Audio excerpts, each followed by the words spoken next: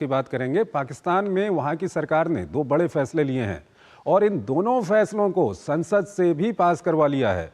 इन फैसलों से जहां एक और वर्तमान सेना प्रमुख आसिम मुनीर काफी शक्तिशाली हो जाएंगे, वहीं न्यायपालिका को काफी कमजोर कर दिया गया है।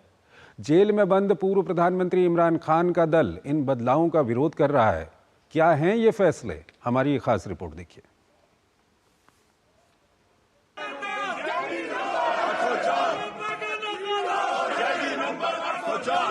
इस हंगामे के बीच पिछले दिनों पाकिस्तानी संसद में पारित हुआ एक कानून बड़े दूरगामी प्रभाव डालने वाला हो सकता है। कुछ ही घंटों के अंदर दोनों सदनों से मंजूरी के बाद इसे झटपट अधिसूचित करके लागू भी कर दिया गया। अब इसके बाद पाकिस्तान में सत्ता के ढांचे में कई निर्णायक बदलाव हो गए हैं। अब सेना प्रमुख का कार्यकाल 3 साल से बढ़कर 5 वर्ष हो गया है। 64 वर्ष की आयु में सेना प्रमुख के अनिवार्य रिटायरमेंट की शर्त हटा दी गई है। सेना प्रमुख को अब 3 के बजाय 5 वर्ष का सेवा विस्तार मिलेगा। वैसे कानून में तीनों सेनाओं के प्रमुखों के लिए ये प्रावधान किए गए हैं, लेकिन माना जा रहा है कि इसके असली लाभार्थी वर्तमान सेना प्रमुख जनरल आसिम मुनीर होंगे। जानकारों का कहना है कि इस कानून के बाद अब वो जब तक मर्जी करे तब तक सेना का नेतृत्व यानी पाकिस्तान पर राज कर सकेंगे। विश्लेषकों का कहना है कि शहबाज शरीफ सरकार के पास बहुमत नहीं है और सत्ताधारी गठबंधन सेना की दया पर है। ऐसे में सेना प्रमुख के इशारे पर सरकार ने आनन फानन में यह कानून बनाकर जनरल आसिम मुनीर का रास्ता साफ किया है। सरकार ने एक और विवादित कानून बनाते हुए सुप्रीम कोर्ट में जजों की नियुक्ति और संविधान पीठ गठन का अधिकार हाथ में ले लिया है। इसके लिए राष्ट्रीय न्यायिक आयोग पुनर्गठित करके उसमें सुप्रीम कोर्ट के जजों की तुलना में सरकार के प्रतिनिधियों का बहुमत सुनिश्चित किया गया है। इसी अधिकार को काम में लाकर सुप्रीम कोर्ट में पसंद के जजों की संविधान पीठ बना दी गई है।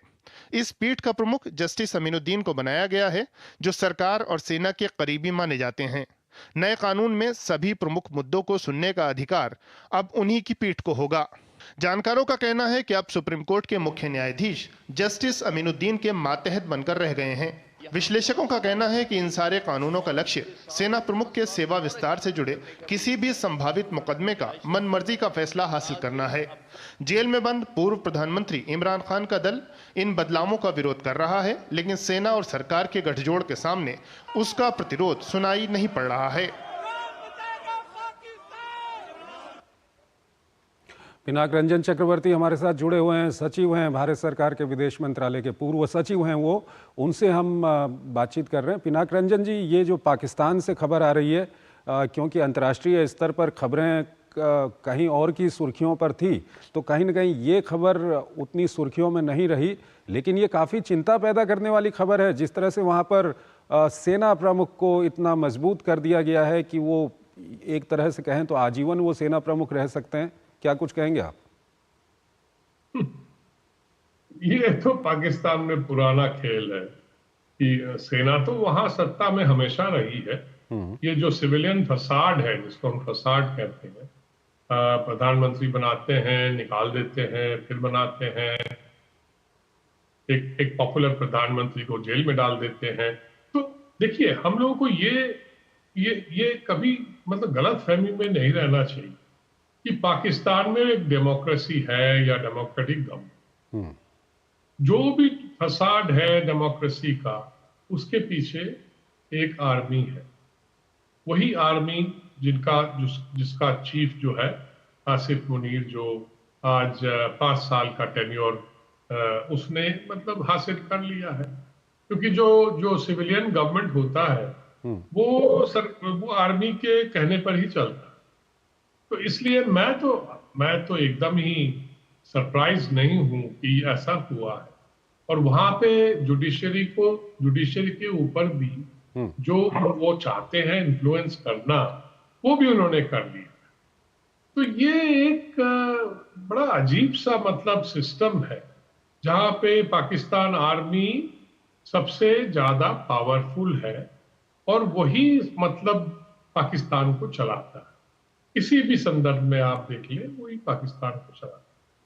तो ये माहौल है वहां पे पाकिस्तान। सर, वहां पर जो राजनीतिक राइवलरी वहां पर देखी गई है पिछले 1-1.5 साल के अंदर में, इमरान खान की पार्टी और शहबाज शरीफ की पार्टी के बीच में, उसमें सुप्रीम कोर्ट और दूसरी अदालतों की काफ़ी अच्छी भूमिका थी। लेकिन इस सब के बीच में अब वहाँ पर जिस तरह से कॉन्स्टिट्यूशनल बेंच क्रिएट करने के लिए जिस तरह का ढांचा वहाँ पर तैयार कर दिया गया है, इससे तो बिल्कुल ही वहाँ की जो न्यायपालिका है वो और कमज़ोर हो जाएगी। हाँ हाँ, वो तो आर्मी के मतलब आर्मी ने ही कराया है ये सब, और इसमें कोई शक नहीं होना चाहिए।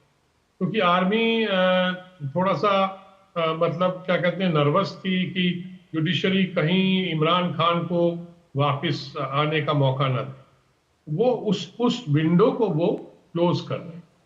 वो चाहते हैं कि इमरान खान जेल में रहें, और क्योंकि इमरान खान की पॉपुलैरिटी तो है, उनके कैंडिडेट्स ने सबसे ज्यादा सीट जीती थी, और ये जो गवर्नमेंट है वो कोalition गवर्नमेंट है और नेचुरली वीक है। सो अंडर प्रेशर ये कोalition गवर्नमेंट जो है वो आर्मी की जो भी बात है वो मान रहे हैं एकदम, मतलब मतलब आर्मी के सामने वो लेट गए।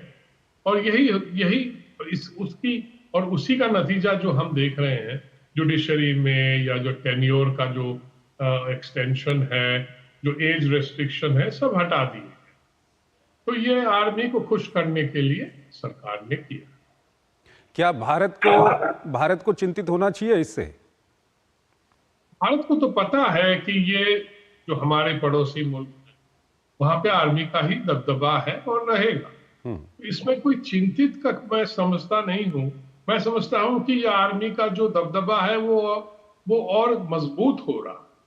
तो भारत ने पहले ही अपनी पोजीशन बड़ी क्लियर कर रही है, और पाकिस्तान की आर्मी तो एक मतलब टेररिस्ट आर्मी है, टेररिस्ट सपोर्टिंग आर्मी है, तो वो तो हमें मालूम है।